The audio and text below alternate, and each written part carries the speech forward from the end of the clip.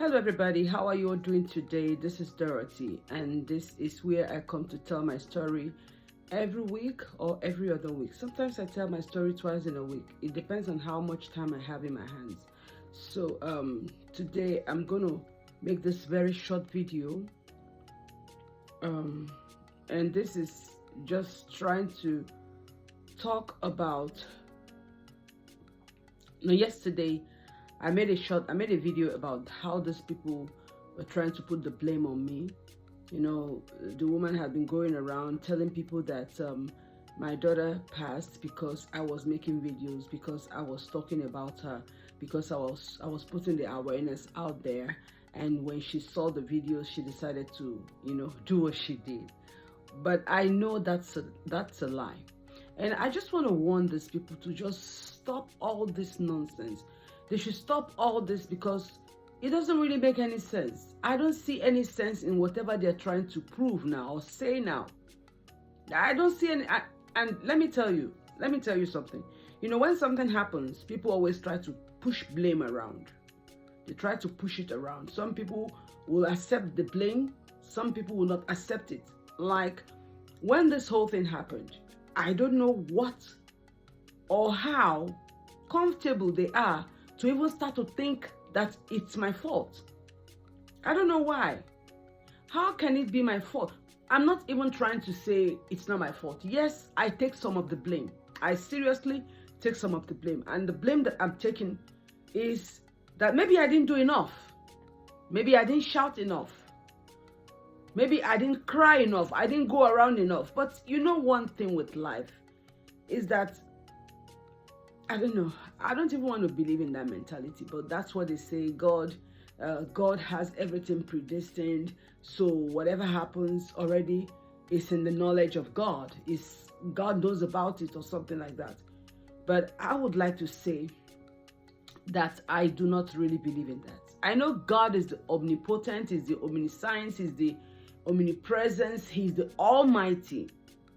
He knows I know that. He knows I adore Him for all that. He knows that I will never at any point disbelieve God. But at the same time, there are so many things that I see that I feel so uncomfortable with, especially when they back it up with God says this and God says that, or when they back it up with that's how God wants it to be. It hurts. It hurts. If this had not happened to me, maybe I will not say this. Maybe I will not complain about all these things I'm complaining about God, I mean. But because it has happened to me now, I feel the pain and I know how it is. So me saying that I don't want to believe when they say God knows He's going to do, I don't want to believe all that. I just want to believe that sometimes when things happen, we have to take the blame. Because what else has God not done for us? He has created us. He gave us the brain. He gave us the willpower. He gave us everything we need to be alive. He gave us all the things we need to survive. There is no sickness under the surface, under the earth, that has no cure from nature. We have herbs. We have everything to take care of ourselves. So when people say, it is what God has planned, I feel so reluctant about it. I feel like when we miss our steps, or when we do something wrong, we quickly throw it to God. And then we throw the rest to people around us. That's how I feel about this whole thing. Because if they are now throwing shades at me or their friends, because I don't even know where they are. I think they've even left the country. Yeah, they left the country right after my daughter's burial. That same day, they left the country. So whatever I'm hearing now is from their friends or from people who knew them. People who are trying to make excuses for them. Oh, these things, God has already predestined it. So let this war breathe. Let's just keep this aside and push forward and try to make things better. What can you make better? What again can these people make better for me? What can they possibly make better for me? What? Is it the fact that they've already messed up the minds of my twins? Yeah, this thing really affected my children. I tell you for free. This whole nonsense affected them greatly. Greatly. When I say greatly, I mean greatly. I have to talk to my children every second of the day. I have to pray with them every second of the day. I have to, encourage them every second of the day. We've never had it hard like we're having it right now. My children have never, they're what the Americans or people call, they call them, how do they even call them? There's a name they call people who don't give you stress. They call them low maintenance children. That's what my children are. They were more of it before. They are still low maintenance now. But this has messed up their minds that they feel so hurt. They feel so bad. Because, guys, you do not know how much we waited to have Chierika in this house. You cannot begin to, you can't begin to understand how we feel right now. It is so bad that, like I said, I have to call them every second.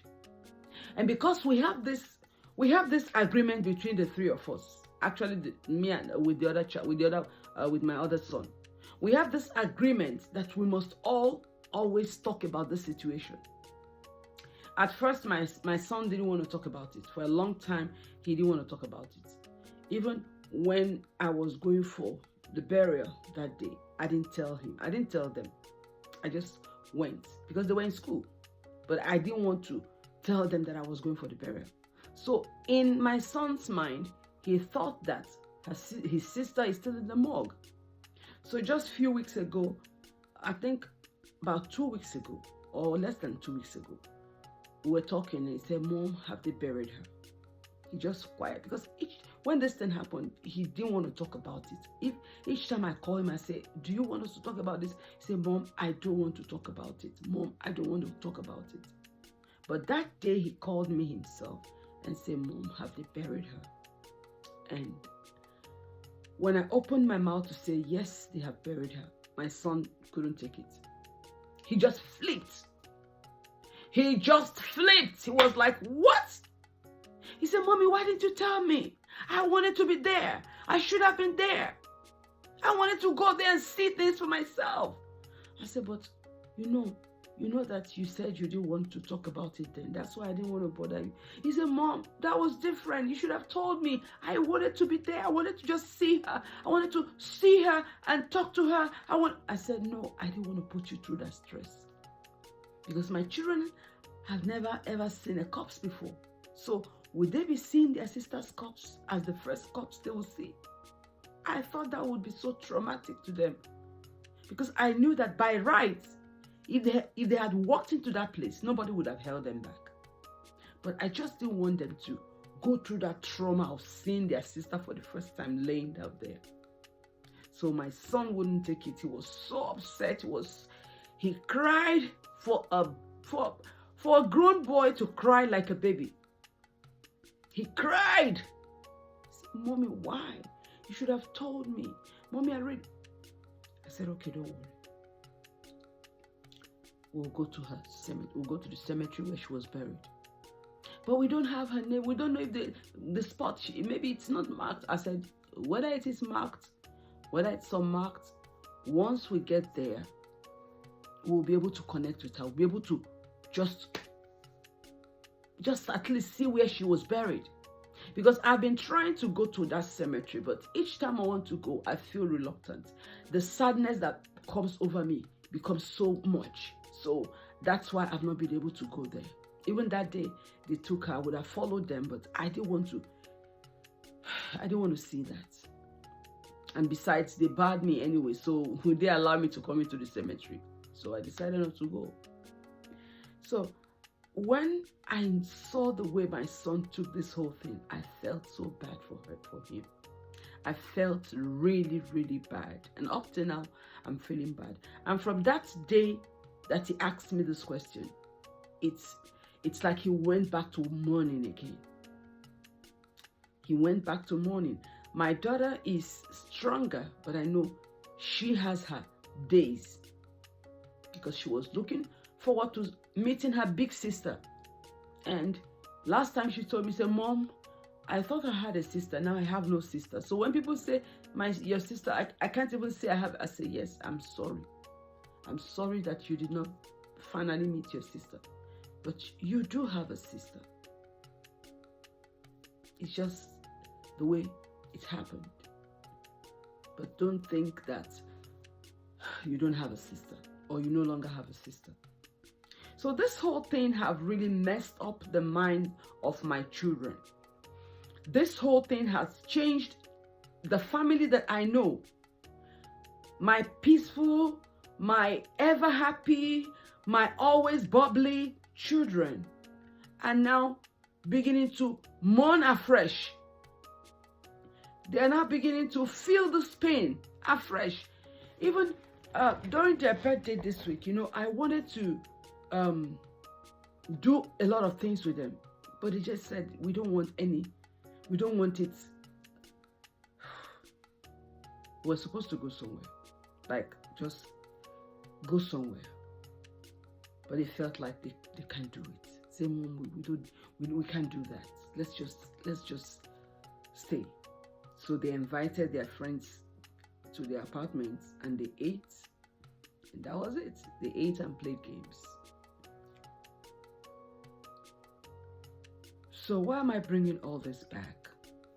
I'm bringing it back because of all these self-acclaimed preachers who would come to me to say all kinds of story that doesn't really make any sense. One of those preachers was telling me, why don't you just thank God that this happened the way it happened? What would you have done if you had gotten your daughter back in the house? Do you know that you would have gotten problem into your house?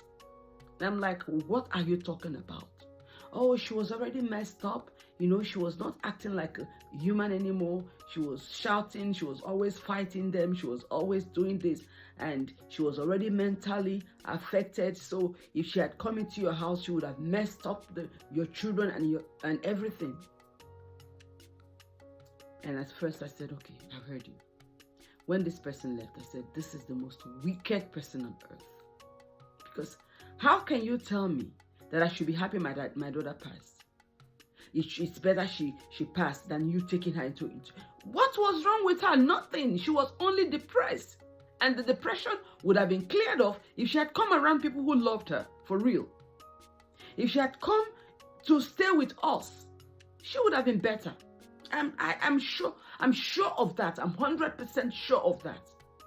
That if they had given this girl just the opportunity of coming around me, of coming to this house, she would have been better. That sickness would have flown out of the window the first time she sees me. Because I would have pampered her, I would have loved her, I would have shown her a lot of things that they didn't show her. And that's my greatest pain.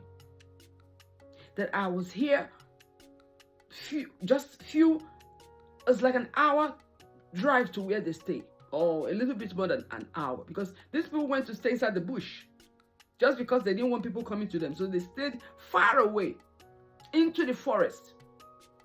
That's where they went to build a house. So if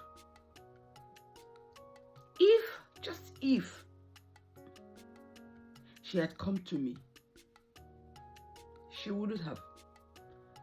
What happened wouldn't have happened, because I won't say she wouldn't have taken her life, because I believe she did not take her life.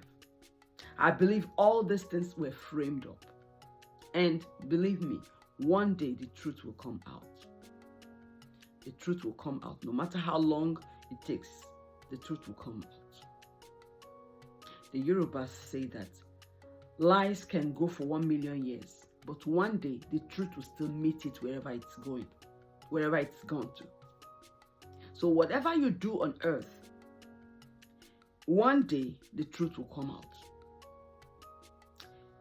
So this video is just about people who are trying to preach peace. I said it in my yesterday's video.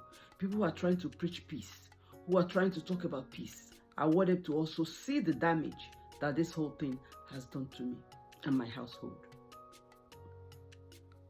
and it can never be the same again.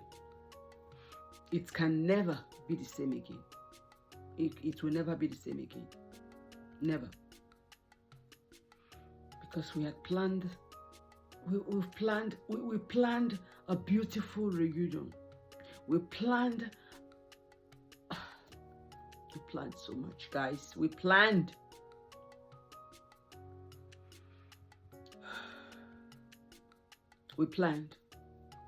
And they just turned it upside down, and now they're trying to preach the gospel of forgiveness.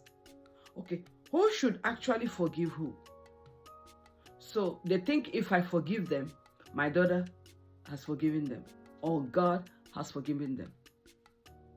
Is that what they think? So I should just say, okay, I've forgiven them, let us make peace.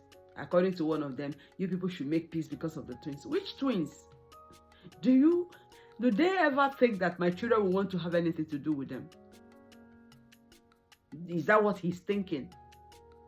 After they heard about their birth, after they saw, or they are seeing the way he's treating them. A father who wants the children in their lives, in his life, will provide for the children. He didn't do this. Right from when they were born, this man has not even given me a box of diaper. Not one day. Not one day. That time he was coming to bang at my window and run around my house and bang at my door. He didn't even come. His senses did not even tell him, bring a box of diaper, leave it at the door. He did not do that. All he wanted was to continue to have a relationship with me so that he can continue being in the children's lives. That was all he wanted then. That was all he wanted. This man was chasing me from pillar to post. I told you how he told me to move to Nigeria, where he will buy me a house so that he said, I promise to visit Nigeria 2-3 times a year. So I should go there and sit down. And all that I have achieved would have been washed down the drain. I'll be there sitting, waiting for one stupid man to come 3 times a year to visit me. It's better the way I've been with myself with nothing. Is it not better? So after all the mistakes he made, and we coupled with his wife's encouragement, how dare they now want to talk to people on the side to talk to me? They want to be one. Let's just forget this and just reconcile and let life continue, especially for the twins. Don't worry about the twins. They're fine. They are fine. You know, it takes a village to raise children. And I thank God for the people who rallied around me to help me raising my children. My friends, my family that rallied around me and made sure that I was okay with the twins. So you think after they have gone through what they went through, I know how many times my children cry when they think of the fact that they have no father. I know how hard it was for them in high school, especially middle school, where other children will bring their father to school and flaunt their father, and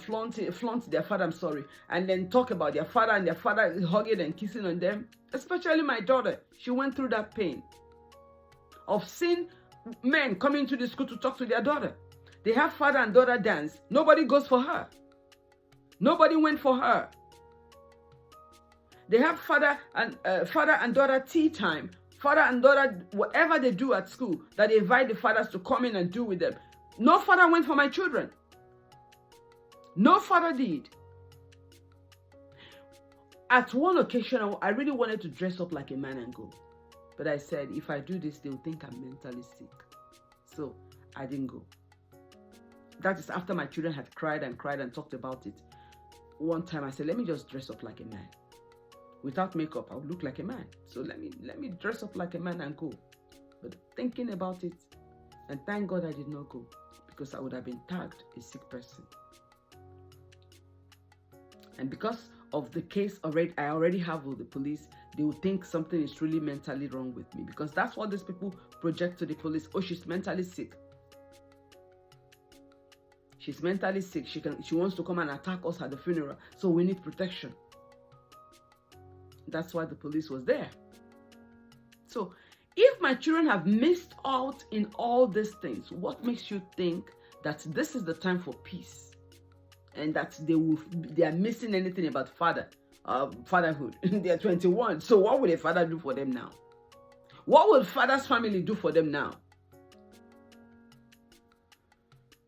You know, I think about all these things, that these people, they see me finish. That's why they bring all these suggestions. Maybe they probably thought it's still the same Dorothy that they were able to manipulate in those days, those years, that is still living. They don't know that life has taught me lessons that has hardened me, made me the strong woman that I am today. It is life experience, and experiences, I should say. So this video is just to take it out there and let people see what I'm going through right now. How these evil people, I don't even know if they are bold to talk to their friends, or their friends are still just talking on their own behalf. I don't know. But why would you think there should be any peace? Or why would you think that the twins need them or needs him? He doesn't. They don't. They've gone through it, and right now I've made sure they are taking they're having some therapy, because I tell you, this thing has really messed them up. Seeing them on Sunday and see their countenance really touched me. But I didn't want them to know that I noticed what it is. All that happened after that was I intensified my prayers, and I made sure we prayed together. Every day I call them. Whenever they are free, I call them and I pray with them. Before they go to sleep, we pray together on the phone. And that's I believe is the best therapy. Apart from the one they're taking, the prayer part is also a good therapy. So guys, I'm going to stop this video here. I'm going to make another video very soon. And I'm going to be directing my anger to the social services, because they failed me. They failed me big time. So I'm going to talk about that in my next video. Thank you so much for your time. I truly appreciate you. Until next time, this is Dorothy. This is Dorothy's vlog, and this is where I tell my story every time. Have a great day.